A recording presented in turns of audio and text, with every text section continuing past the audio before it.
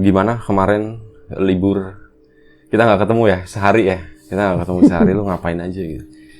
Nggak apa-apain, cuman ya karena kemarin kan aku dari ini ya Kidul gitu kan, terus kesini ke Tegal, akhirnya kesempatan libur main ke beberapa temen gitu aja. Itu apa namanya, tanaman gimana? Kan gue pesan, sehat. Ada salam buat situ.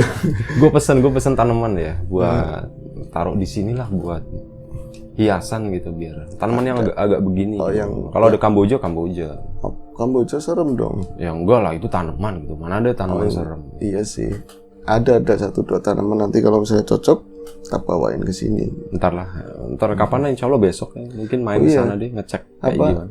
Kemarin jadi keinget satu cerita loh. Jadi aku ke sana, ke tempat teman itu.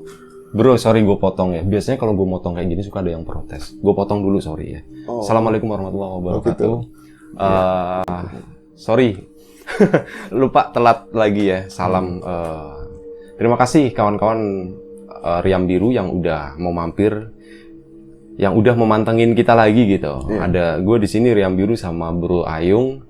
Seperti biasa mau nge-share. Adalah nanti ceritanya. Gue juga nggak tahu ini ceritanya, belum pernah diceritain, dan ini perdana kali ya gue denger juga cerita ini gitu. Iya, pastinya iya. Dan ya gue nggak tahu gitu. Kita langsung aja deh, lanjut aja ke Ayung buat cerita biar nggak lama-lama gitu ya. Ini sorry ya, nanti kita sambil ngerokok sambil ngopi gitu ya. Kalau ada yang nggak suka ya harap maklum aja gitu. Kita emang ya udah santainya sedapatnya gitu aja ya. Nggak ada rekayasa, nggak ada apa. Dapatnya segitu ya udah segitu. Gitu. Oh iya. Pintunya belum ditutup. Sorry. Nah, gue bangun ya. Dah. Oke. Baik. Bismillahirrahmanirrahim. Iya, kemarin emang kebetulan kita ada jadwal libur. Aku seneng banget dikasih waktu sehari buat libur. Akhirnya 2 hari seminggu sebenarnya. Kemarin karena gue capek aja. Gue mau ngedit gitu kan. Iya, pas Jumat juga. Jadi kan kalau orang laki, kita Muslim Jumatan jadi enak siangnya kan. Waktunya kelihatannya sempit gitu. Cuman whatever, kemarin aku coba main ke beberapa teman karena udah lama juga nggak ketemu sama teman-teman lama gitu kan. Nah di sana akhirnya aku dapat cerita yang benar-benar grace gitu kan. Sebenarnya ceritanya udah lama, tapi karena aku udah nggak pernah ketemu sama dia, terus banyak cerita-cerita, ya banyak sih, nggak cuma cerita horor.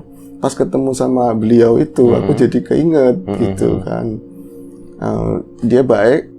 Apa tuh, ini sebagai bocorannya untuk cerita yang nanti aku tak bawain, udah bisa ngomong.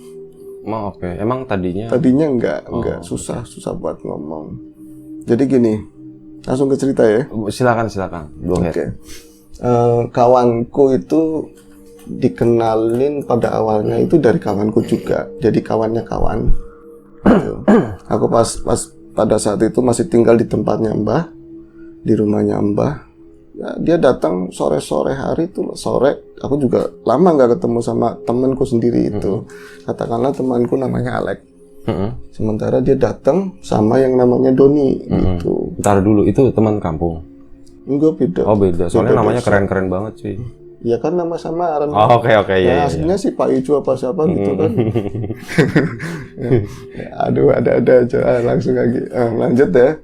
Jadi dia itu akhirnya biasa kita tegur sapa, nama kerjaan, nanyain keluarga, baik atau sehat atau gimana. Sekarang aku tinggal di sini dan lain-lain. Nah, sepanjang aku ngobrol sama temenku itu tuh terlihat ada yang aneh gitu loh. Satu, temenku itu sendiri itu jarang banget main ke rumahku dulunya gitu. Ada kita cuman ketemu di tempat tongkrongan gitu, tapi dia kok main ke rumah, ada apa gitu. Terus yang ngasih tahu aku di rumah di situ itu siapa? Yang keduanya bahwa teman kok modelnya begitu. Sorry, secara fisiklis itu normal kayak teman-teman, kayak orang-orang lain gitu, dia pakai topi. Sorry, modelnya kayak topinya kamu gitu. Cuman sepanjang aku ngomong, dia itu seperti tatapannya kosong. Tatapannya kosong. Minum sih kopi minum, dia ngerokok, tapi bener-bener kayak ngeblank. Paling sesekali dia cuman mengiyakan apa yang diomongin sama temanku itu, si Alek itu. Doni cuman sekali-kali, iya Don, ya gitu doang. Nanti dia nengok-nengok kemana gitu, ngerokok lagi gitu. Nah ternyata setelah basa-basi yang cukup lumayan lama, akhirnya temanku buka kenapa dia datang, tujuannya apa gitu kan. Jadi dia mau nyeritain, mau minta tolong. Bukan minta tolong ke aku ya, mungkin aku ada koneksi orang yang ngerti di dunia seperti itu. Jadi si Doni itu punya orang tua yang sekarang lagi sakit. Orang tua perempuan, kalau orang tua yang laki udah meninggal lama gitu kan. Orang tua perempuan jadi sekarang posisinya sakit, cuman bisa membujur di tempat tidur. Dia punya kakak 2 perempuan, tapi belum menikah. Jadi setiap hari bergantian, kakak yang perempuan yang satu jaga siang, yang satu jaga malam, buat gantiin pampers, ngelap, mandiin, nyuapin gitu. Sementara Doni lebih cenderung ke nyari rupiah ya buat hari-hari mereka gitu. Nah, diceritain itu gamblang banget sama yang namanya Alek, temenku itu. Cuman lagi-lagi kenapa dia cerita tapi ini nggak ngomong sama sekali gitu. Ya Don, palingnya gitu doang gitu. Nah kondisi orang tua yang aku tahu saat itu jadi dia kayak semacam stroke, tapi yang aneh itu dari pertama mula dia nggak bisa jalan, nggak bisa bangun gitu, cuman baringan, palingnya sekedar miring kanan, miring kiri gitu, ngomongnya juga nggak jelas. Itu perubahan fisiknya itu bener-bener habis. Kalau kategorinya sih kalau di umur sekitar 50 atau 54 gitu harusnya nggak terlalu tua dong ya. Tapi diceritain sama dia itu terjadi kayak pengeriputan gitu semuanya. Hampir kayak cerita kemarin, agak gelap warnanya, menghitam, kulitnya menghitam, terus ininya rontok, rambutnya rontok. Tinggal sisa-sisa di bagian mana gitu. Aku digambarin aja, serem banget sih kayaknya nih gitu. Nah ini juga sama kayak nenek-nenek gitu. Nah dia kan catatannya emang sebenarnya kata si Alek itu memang orang punya, tapi semenjak orang tua perempuannya itu sakit, habis-habisan buat biaya pengobatan gitu, sampai di titik dimana dia akhirnya mendengarkan saran dari saudara, dari kerabat, dari tetangga-tangga, coba cari jalan alternatif gitu. Ya alternatif dalam tanda kutip kan lebih ke orang pinter seperti itu. Cuman itu juga nggak membuahkan hasil sama sekali. Udah dicoba. Udah dicoba hampir mau setengah tahun belakangan, itu habis-habisan. Dari secara medisnya udah kayak apa. Ini secara yang lain juga sama aja seperti itu. Malah justru terjadi ininya orang tuanya justru tambah lebih drop. Belakangan malah diceritakan orang tuanya itu sering kadang-kadang di malam-malam tertentu, tapi nggak setiap hari gitu ya, seminggu nyampe berangsur 3 kali gitu, dia kadang teriak-teriak kayak dicambuk, minta ampun seperti itu. Kadang juga dia nyebut nama yang kuasa gitu kan, dia minta ampun ke sana, dia tobat seperti itu. Kadang juga dia menangis yang nggak berhenti itu dari maghrib sampai subuh gitu. Malam ya pokoknya. Malam. Sementara tak gambarin, kata cerita temenku itu, semenjak dia sakit itu lampu ini nggak mau nyala di kamar itu. Cuman di kamar itu doang. Di kamar itu doang. Artinya lampu itu baru, tapi paling bertahan sejam. Lagi dibeliin, besok harinya dibeliin yang baru. Mungkin ini kualitasnya nggak bagus, pakai yang merek tertentu gitu kan. Sama aja seperti itu.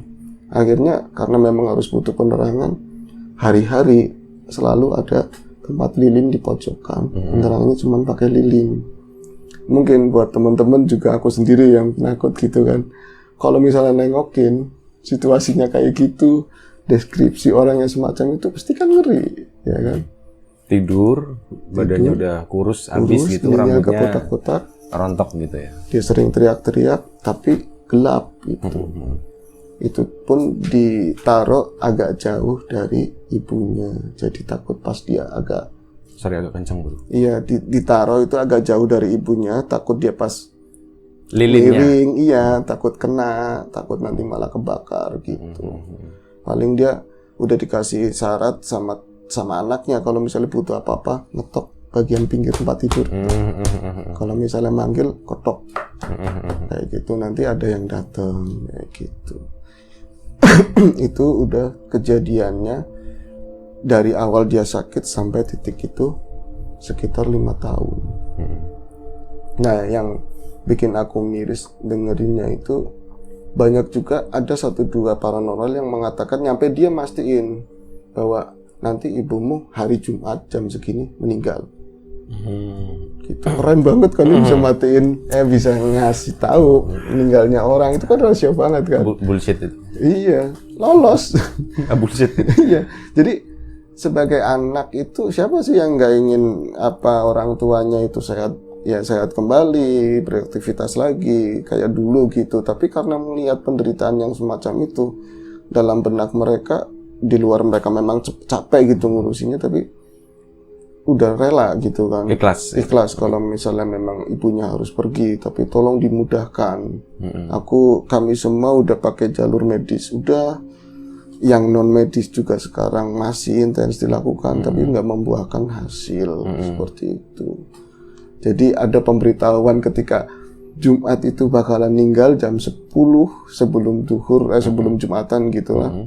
Itu sedih tapi campur senang. Walaupun dalam logika mereka kan orang ngaji juga, paham mana ada namanya jodoh, kematian, apa kan nggak bisa ada orang ngerti gitu. Ketika ada yang dikasih keluasan buat tahu pun jam detailnya biasanya kan nggak pernah mereka ada kode etik tertentu yang nggak bisa diomongin. Taruhlah lolos. Nah saat itu temen datang ke rumahku itu, ya siapa tahu ada solusi gitu. Akhirnya aku sebenarnya sih capek, cuman pas lagi capek, tapi kalau denger ikut ke mendalami ceritanya temanku itu, terus sisi yang temennya kok begitu banget nih sesuatu ini, aku bilang gitu. Naluri keingintahuanku kan, ini aku harus datang ke sana. Gayung bersambut dia, yuk kalau ada waktu luang nengokin ke sana yuk. Itu. Akhirnya singkat cerita, oke, kita ke sana. Gue mau nanya bentar. Lu mbah bukan sih? Mbah. Kalau aku kan nengokin doang, kan cuma ditanyain siapa tuh ada solusi. Mungkin menurut temanku aku mbah. Seperti itu kan.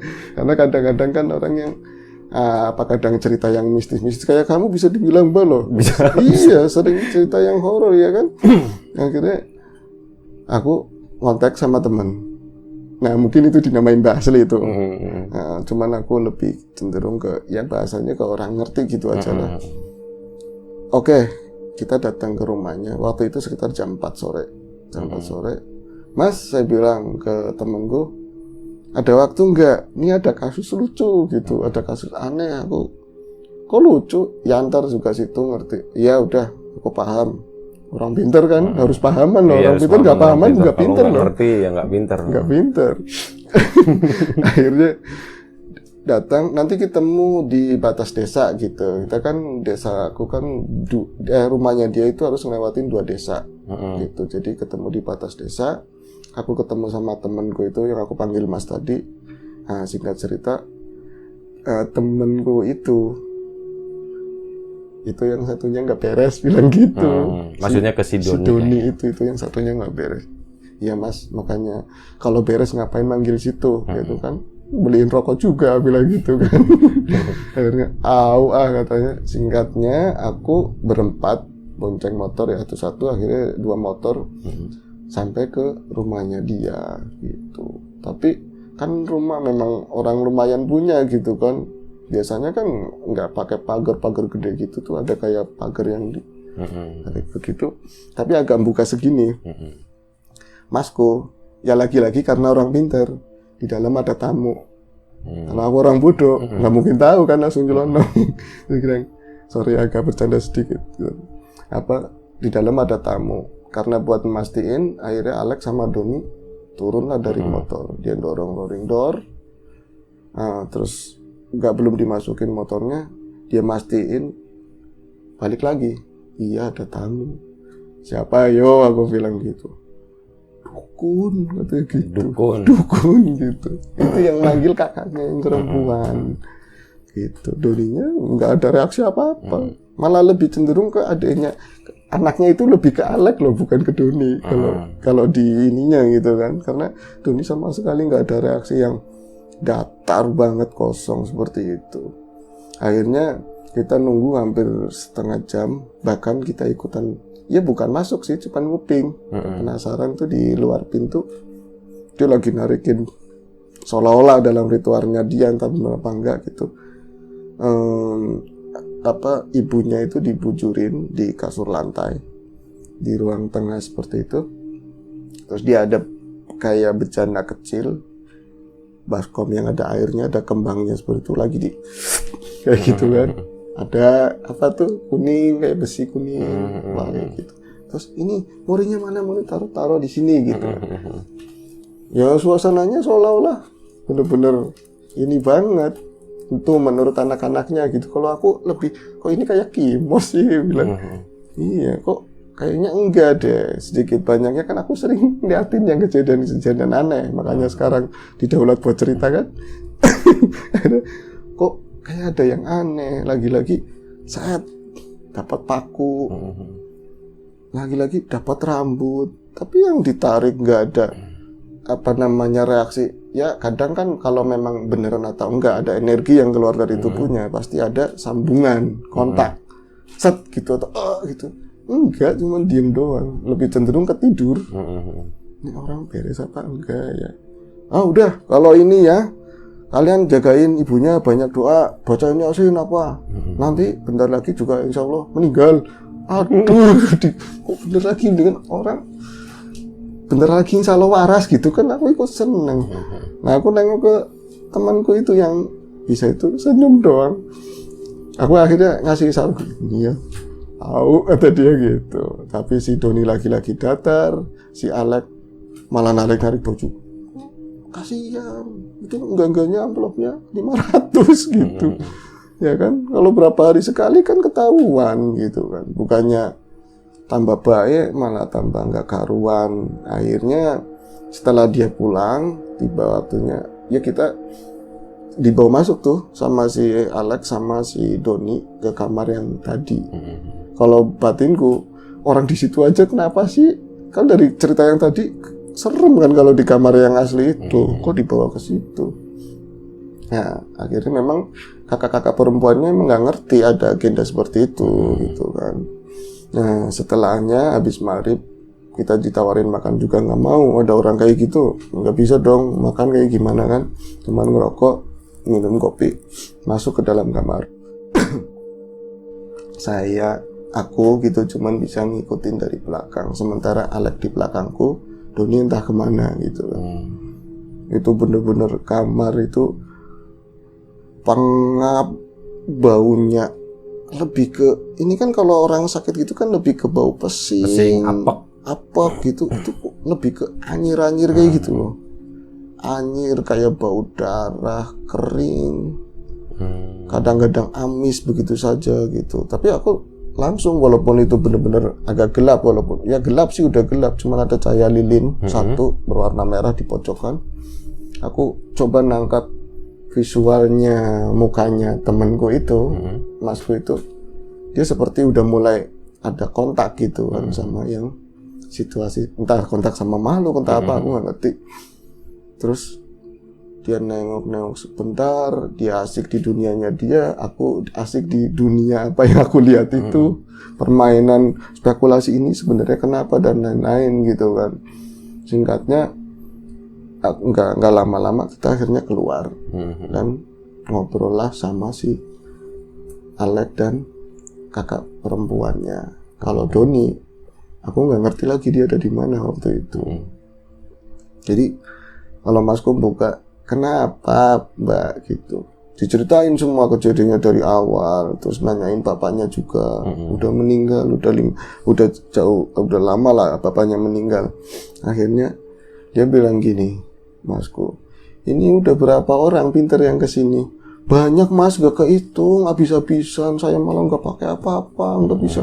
Sementara aku ngurusin ibu, bukannya kita ngeluh ya. Tolonglah Mas, tolong jenengan ini, tolong diusahain, didoain sama Allah. Biar penderitaan ibuku cepat berakhir. Bukannya kita doain ibu meninggal, tapi ini udah keterlaluan, bilang gitu.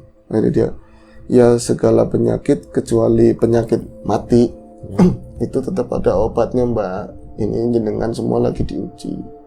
Kalau perihal awalnya ada kesalahan di masa lalunya, tentu yang melakukan yang bertanggung jawab. Seperti itu, ada kisos, ada hukumannya tetap, tapi pangapurane Gusti tetap terbuka.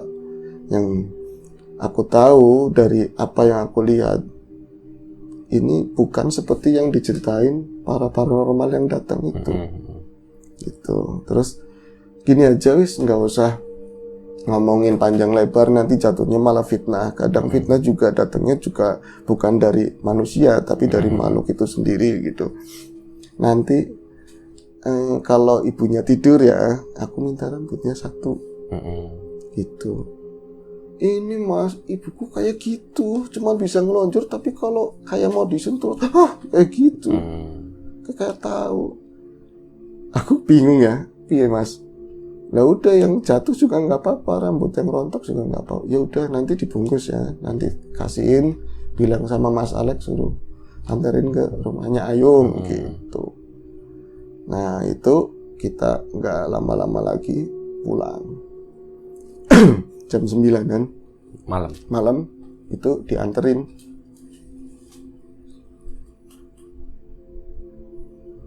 Terus? Sorry lanjut. Iya. Jam 9 itu dianterin ininya. Satu lap rambut yang ada hitam, putih sebagai bagian sininya, terus agak keriting-keriting gitu kan. Dibuka pelan begitu. Tapi yang aneh, suasananya gini banget gitu. Lagi pula aku kan di depan rumah gitu, masih kebun-kebun begitu rumahnya Mbak. Akhirnya kok bawa rambut aja begitu. Kalau aku bisa ngeliat atau gimana, pengen nanyain, masa benernya itu rambut, tapi yang ikut siapa aja gitu kan, absen dong gitu. Akhirnya dia didoain, terus dia baca kayak beberapa surat. Udah nggak apa-apa, nanti kita tunggu aja. Kalau memang harus dikasih kesembuhan, mungkin berangsur dia sembuh. Tapi kalau memang harus waktunya, paling nggak ada jalan buat dia gitu. Itu mereka pulang. Enggak ding, cuma si Alek doang yang ke situ. Doni lagi-lagi entah kemana. Hilang gitu ya. Terus yang aku udah kembali ngobrol sama Masku, udah pokoknya bagian Masku yang nanggung aku lah, rokok dan lain-lain gitu kan. Alex sudah ngurusin ke sana. Kata dia, bro, itu nanti kita bukan Mbah, bilang, udah urusin aja ke sono. Gitu. Terus sekitar jam-jam 11-an malam, ada telepon masuk. Kan aku sebelumnya diminta telepon, siapa tahu ada kabar gitu kan. Ada telepon masuk, nggak ada namanya kan. Mas, ada telepon masuk. Oh, barangkali sih itu, coba angkat aja. Tak angkat, itu kaget aku sih. Mas, dari suara seberang itu perempuan. Mas, alhamdulillah, mana aku wis mati, kayak gitu. Mas, alhamdulillah ibuku udah meninggal. Loh, aku ini berita duka apa berita konyol gitu loh. Mana ada orangnya ibunya meninggal kok alhamdulillah gitu kan. Maksudnya gimana Mbak? Iya, yang sekarang alhamdulillah, tadi ibuku meninggal tau loudspeaker kan. Ketawa Mas gitu kan. Aduh, ibunya meninggal alhamdulillah. Cuman aku coba, oh ya dari sisinya dia mungkin yang udah lelah, udah capek, meninggal gampang, nggak perlu prosesi ini itu. Nggak disiksa terlalu lama gitu ya. Akhirnya aku, oh ya udah Mbak. Terus gimana Mbak? Iya, makasih banget Mas, aku udah bisa ngasih apa. Oh, nggak usah, saya bilang orang udah kewajiban tolong menolong gitu kan. Yang penting adabnya kita yang hidup merawatin yang meninggal seperti apa. Iya Mas, makasih banget. Udah ya Mbak, aku masih sibuk, takutnya melebar kemana-mana kan. Aku ngobrol, Dan pertanyaan yang dari siang yang aku simpan itu saat ini pun harus aku tanyain sama masku gitu tentang si Doni loh. Jadi kalau di cerita ini meskipun ada bumbu-bumbu serem yang tadi. Bro, sorry stop bro. Iya. Itu di atas ganggu banget. Ada apa sih? Sorry kawan-kawan, nggak ada apa-apa tadi ya. Yaudah, kita lanjut aja. Tadi, gue lupa ya sampai masnya gimana tadi? Iya, sorry. Jadi aku lanjut pertanyaan yang tadi siang tak simpan perkara si Doni itu. Akhirnya mau nggak mau pas ada narasumber ya kan. Ini narasumber beneran, ya kan. Aku akhirnya tak tanyain tentang si Doni itu. Tapi sebelum aku mangap, kamu mau nanyain adanya itu ya, yang diam aja gitu. Lagi-lagi orang pintar tahu duluan ya kan. Iya, kok situ ngerti. Iya, memang harus dibuka semuanya gitu.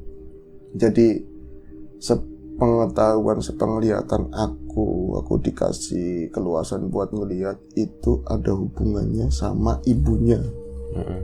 Gitu. Dia itu, kamu buktiin kesana, dia tuh nggak bisa ngomong kayak gitu.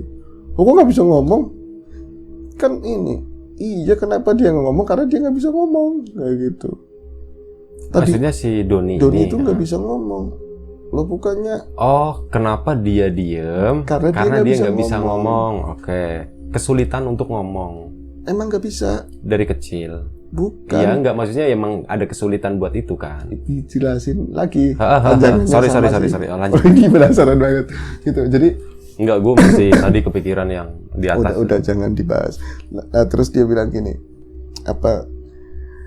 Tadinya bisa ngomong, kata masku gitu kan. Tadinya bisa ngomong, kok nggak bisa ngomong? Ada sesuatu yang terjadi. Besok siang atau kapan waktunya kamu ketemu sama temenmu itu loh tadi, nanti diceritain semua. Bahkan sekarang besok hari mungkin walaupun sulit, temennya temenmu itu bakalan bisa ngomong. Udah ya, aku tak permisi pulang. Nyebelin ya orang-orang kayak gini. Cerita aja semuanya kan aku. Jadi spekulasinya nggak melebar kemana-mana gitu kan. Hari kan berjalan lambat, malam ini aku nungguin itu.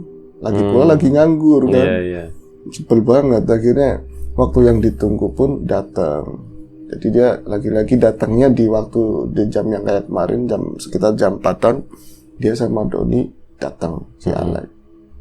Itu mungkin merasa berterima kasih atau apa. Yang kemarin cuma kalau orang sini legang gitu, nggak bawa apa-apa, itu kopi, bawa ini, udah kayak mbak banget itu kan, ya dibawain, apaan repot-repot, udah nggak apa-apa, makasih, buku udah dibantu, ngasih Doni, iya, gitu, sama ngomong aku ngomong tapi kayak gitu, lo kok kayak gini sih, akhirnya kamu kedur ya ngeliat si ini ya, Doni ya, kata si Alex gitu, saya tak ceritain kisahnya nih, jadi aku lagi cerita, dia cerita lagi ya, jadi ini minum dulu, udah bikin minum, akhirnya si Alex ceritain bahwa Doni itu dulu itu kisahnya kenapa dia nggak bisa ngomong, dia kan atlet kampung, atlet kampung, sepak bola gitu, dia ada waktu itu ada main bola, ada sparring dengan beda desa gitu kan, cuman tarkam ya, antar kampung. Iya, ya seperti itulah. Akhirnya pas dia lagi ada di bawah bola itu kepleset, nginjek bola begini, dia jumping, jatuhnya pas di tulang belakang sini. Akhirnya emang itu kan tulang itu kan rawan banget kan. Tulang ekor. Dia itu jatuh dan semenjak itu dia nggak bangun selama 2 tahun. Dia 2 tahun cuman di tempat tidur, tapi di sana karena memang si Doni ngomongnya juga belum jelas, dia pengen cerita, pengen nyela, tapi matanya udah nggak kayak kemarin, kosong gitu, udah mendingan bener. Udah, dalam hatiku udah gak usah ngomong, Alek aja gitu kan, Alek aja gitu kan. Nah, Alek itu cerita, tapi ini logikaku juga, kok Alek bisa cerita, tahu ceritanya dari mana gitu kan, sementara Doni aja baru bisa ngomong tadi, ternyata masku itu mencuri stat, yaitu ke rumahnya sih Alek diceritain semua gitu. Kenapa enggak Masku aja yang cerita, tapi Alek yang cerita kan kurang gila, ajar. ya. Iya. Terus. Ini aku cerita baru dapat tadi pagi, yo gitu, cerita tentang si ini, tapi bener apa enggaknya kalau dia ngangguk terus ngiyain iya gitu. Jadi di sana dia itu meskipun pada saat jatuh itu di sana itu dia nyebrang dimensi ke alam bangsa seperti itu. Jadi di sana itu seperti bukan sawah, bukan lapangan, tapi kayak kota kecil kayak gitulah. Tapi aneh udah modern gitu loh. Kayak semacam kota yang rame gitu. Tapi bangunannya memang cenderung hampir mirip-mirip sama kayak gitu. Jadi bangunan nggak ada modelnya, itu sama semua gitu. Tapi rapi, aspalnya bagus, hitam, nggak bolong-bolong gitu lah. Tapi yang aneh hari-hari dia di sana itu nggak ada yang namanya kayak pagi hari, sore, siang itu sama temaram terus, redup kayak ya? gitu, redup terus. Iya kan pernah ada kayak gitu kan? Cerita yang lain pasti seperti itu, banyak. Jadi panoramanya itu redup, kayak kemarin kan bilang tombstone kayak gitu kan.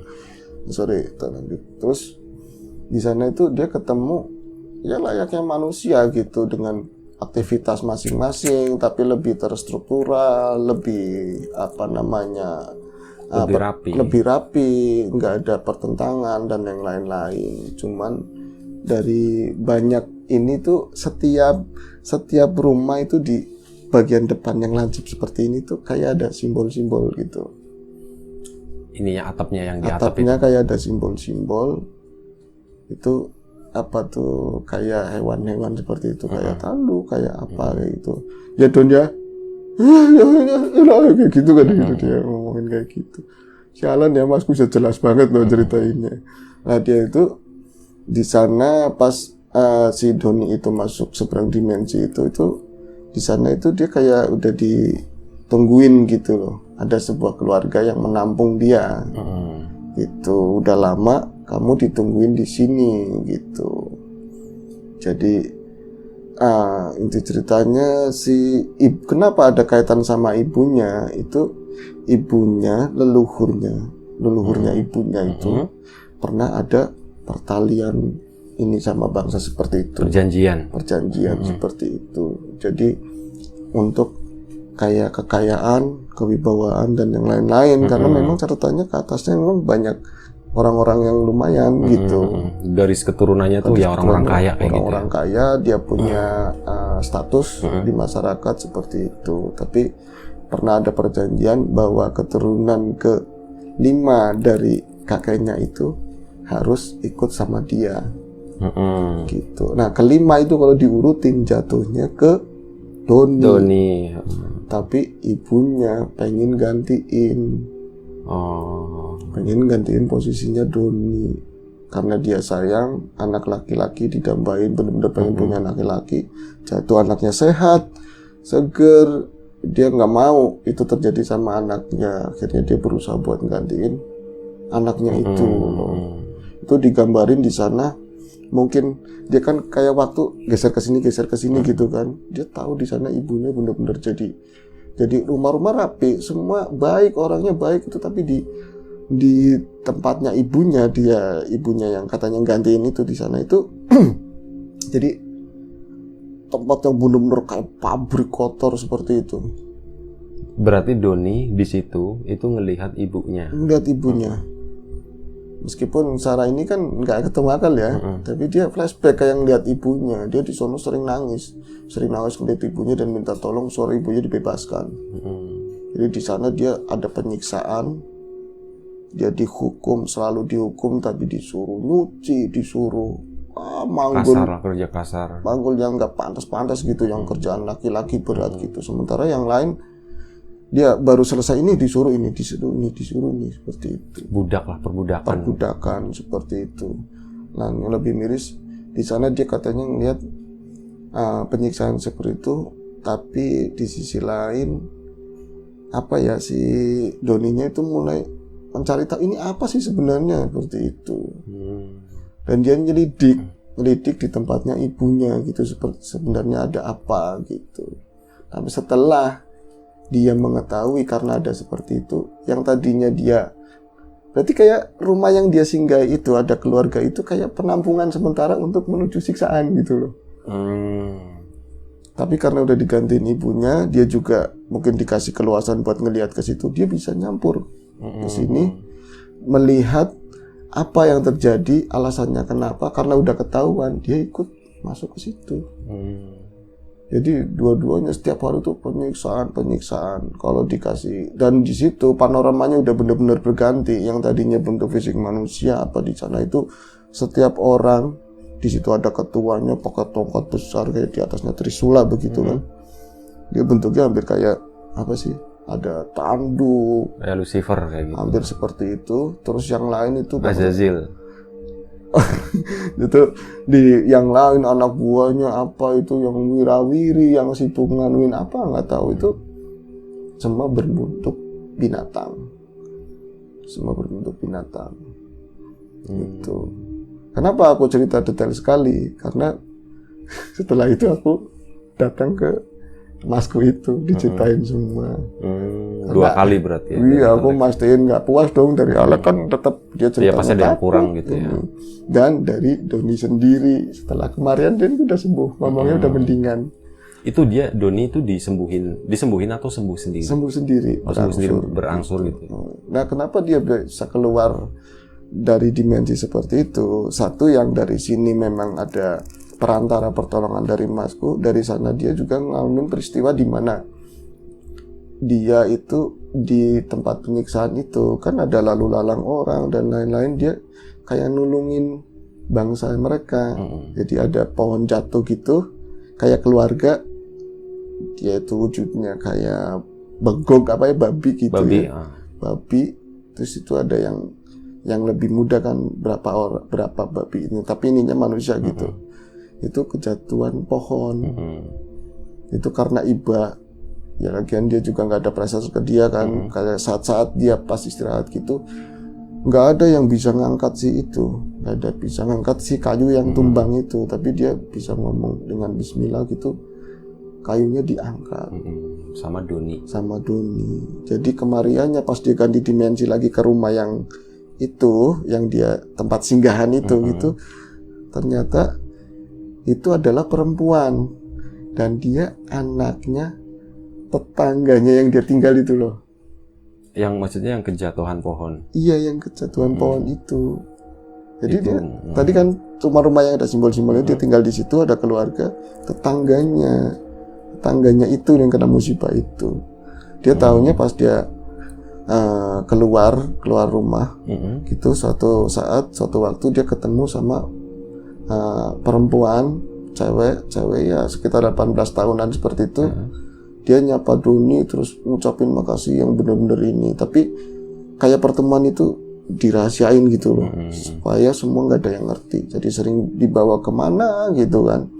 Akhirnya ini memang udah perjanjian dan lain-lain seperti itu. Kamu emang harus seperti ini sebagai tebusan, tapi karena kamu udah nolong aku akan cari cara buat ngeluarin kamu biar pulang ke alammu, seperti itu. Bro. Terus akhirnya pulang. Udah, ceritanya udah. Iya. Dia akhirnya bisa pulang. Kalau ini lama banget kan, tak terusin gitu. Jadi dia bisa pulang ke alam manusia, si Doni itu, dan kemarin yang aku ketemu terakhir dia udah bisa ngomong. Tapi ibunya bener-bener gantiin. Dalam artian raganya meninggal, tapi ininya kan didoain bisa pulang ke yang Maha Kuasa gitu. Berarti udah ya sempurna gitu ya. Sempurna ibunya. Ibunya nggak jadi ditarik ke nggak sana. Jadi ditarik ke sana dan. Tapi memang meninggal, bener-bener meninggal. Iya, gitu. Dan perjanjian seperti itu diputuskan bisa oleh seseorang yang memang bisa seperti itu. Tapi ya itu yang sisi menariknya itu, selama perjalanan dari dia pertama nggak bisa ngomong sampai ketemu lagi aku udah bisa ngomong itu, ini apa, dia itu jadi bisa ngeliat bangsa seperti itu. Ada yang dia ngomong gini, ada yang kesisa ya, ada yang ke bawah. Aku itu mas jadi bisa ngeliat ini, jadi nggak enak mas kalau keluar ini di jalan ngeliat gini, ngeliat ini. sesek penuh katanya, penuh di sini ada, jadi nggak tahu yang manusia yang bukan seperti itu. Tapi kok sembuh? Mungkin aku kotor kali ya, katanya. Kotor gimana bersih begitu? Enggak, aku kan jadi sini namanya anak muda minum, aku ikut minum, ikut apa kotor kayak gitu katanya. Jadi dia malah jadi bagus ya buat dia, jadi nggak ngeliat lagi gitu. Apa kita kotor-kotorin biar nggak ngeliat gitu ya? Gue nggak lihat, lo kali ya. Gue juga enggak, gue katanya kan, aku juga katanya doang. Seperti itu. Waktunya masih ada enggak? Tak tulisin satu lagi. Janganlah, itu nanti buat besok, ya? Buat besok dong. Oke. Apa namanya? Menurut lo gimana? Menurut situ yang seperti itu? Ya menurut gue itu cerita yang possible banget. Kenapa? Karena gue juga banyak ngedenger cerita seperti itu, dan ya cerita-cerita ini yang pernah gue denger yang berhubungan dengan perjanjian atau pesugihan atau apa gitu ya. Perjanjian kan macam-macam gitu kan, tergantung janjinya apa. Dari orang-orang yang bisa gue percaya, yang lo tau lah siapa orangnya. Nah, ya itu memang bener seperti itu ada. Dan apa yang tadi lu ceritain, kayak suasananya itu redup, kayak lebih kayak mungkin kalau pagi itu menjelang pergantian mau sunrise kayak gitu ya, atau kalau misal sore itu udah kayak sendekala kayak gitu, orang udah senja gitu. Nah seperti itu memang katanya itu seperti itu suasananya memang di sana. Tapi yang lebih menarik buat aku itu soalnya katanya spanya bagus loh. Ya sebenarnya gini sih, kayak gitu kan mereka kan bisa nyerupa apa aja itu. Kita buat guyon aja di sana dijagain. Iya gitu. Betul, rumahnya juga bagus-bagus gitu. Jadi takarannya pas gitu. Jadi gini, ada kejadian yang seolah-olah suasana di sana itu bagus banget, rapi, tapi ada juga kasus di sana itu kotor gitu. Itu memang benar-benar kayak tergantung dari mereka itu maunya seperti apa gitu. Terutama untuk orang-orang yang masuk ya. Oh iya, tak tambahin sorry. Itu kenapa efeknya di suara seperti itu si Doni itu karena dipaksa waktu penyiksaan itu dipaksa makan itu kayak diciin banget, kayak bangsanya cacing apa seperti itu makannya tiap hari. Tapi dipaksa di cerok begitu diiniin. Seperti itu. Akhirnya efeknya jadi ke gitu. Suara gitu. Itu berarti kayak ini ya, orang-orang yang kayak katanya dibawa sama kalau wewe gombel gitu ya. Iya. Yang katanya seperti biasanya kalau pulang, kalau udah dikasih makan sesuatu itu biasanya kan suka agak susah untuk bicara gitu. Katanya seperti itu ya. Buat gue sih itu masuk akal ya, cerita kayak gini tuh masuk akal. Karena gue ngedenger juga nggak cuma dari 1-2 orang. Gue banyak ngedenger dan beberapa dari mereka yang menceritakan itu adalah orang yang menurut gue ya gue percaya sama dia gitu. Ini dia udah pernah ngebuktiin sama sesuatu. Artinya lu situ percaya sama aku gitu? Enggak juga sih. Enggak juga ya. Gue percaya sama Allah. Enggak, maksudnya ini konteks sebagai sosial gitu, sebagai manusia gitu kan ya. Tapi ada lagi yang ini loh, kalau perjanjian kayak gitu katanya bisa juga misalnya tentang kekayaan gitu, katanya ada beberapa kasus itu ngambil rezekinya yang di bawah-bawahnya gitu. Iya, katanya seperti itu. Iya, dan memang notabene seperti itu sih sebenarnya. Oh gitu. Menurut apa yang dirimu tahu dari berbagai sumber seperti itu ya? Iya. Tapi maksudnya secara mekanisme sih nggak benar-benar nutup rezeki ya, karena rezeki bagaimanapun juga kan Allah yang megang gitu kan. Tapi kayak seolah-olah kayak anak keturunannya itu dibikin susah. Kayak gitu. Jalannya ditutup, kayak itu jalannya ditutup. Seperti itu sih mekanisme kerjanya tuh, seperti bukan benar-benar kayak ngambil rezekinya kayak gitu tuh enggak, tapi kan rezeki kan masalah Allah aja gitu ya. Kalau memang nanti ada waktunya kayak rezeki itu dibuka lagi ya itu bakal ngalir lagi sih. Itu tergantung nanti dari anak keturunannya itu seperti apa kayak gitu. Jadi itu enggak aturan baku saklek gitu tuh enggak, tapi memang kalau nggak diapa-apain gitu ya, kalau udah didiemin aja ya kondisinya bisa seperti itu. Tapi kalau misal kayak didoain sama orang yang memang ngerti seperti itu ya, paling kemungkinan kondisinya ada bisa orang berubah. yang tahu masalahnya apa Betul, gitu dulu ya. Biasanya awalnya dari situ. Iya, betul. Nanti kan bisa masalahnya apa, cari solusinya gitu. Oh, solusinya seperti ini kayak gitu. Ya, kurang lebih seperti itu. Udah selesai ceritanya. Udah. Oke, gue tutup deh. ya terima kasih buat kawan-kawan yang udah mau nonton, udah mau dengerin ceritanya Bro Ayung dan gue yang cuman ngejongkot di sini doang ya, cuman ngomongin doang. Terus terang memang tadi mohon maaf ya, bukannya mau ngelebih-lebihin tapi memang ada sedikit gangguan gitu, biasalah di kamar ini gitu. Dia juga tahu kan. Ada di atas tadi tapi cuman sebentar gitu. Dan itu bukan bahasan yang perlu dibesar-besarkan sih. Kurang lebih seperti itu. Kalau misal tadi nanya ada apaan ya kayak gitulah pokoknya. Nah, gue mohon maaf mewakili Bro Ayung juga kalau misal ada sesuatu yang bikin gak enak di hati atau maupun di telinga kawan-kawan semua, mohon dimaafkan. Lagi-lagi sampai di tahap ini pun kita masih belajar ya, kita masih banyak kesalahan, kita masih banyak kekurangan ya, harap maklum. Pokoknya apapun itu ya kita mohon maaf, harap dimaafin gitu ya. Sekali lagi terima kasih banyak buat kawan-kawan semuanya. Jaga kesehatan kawan-kawan.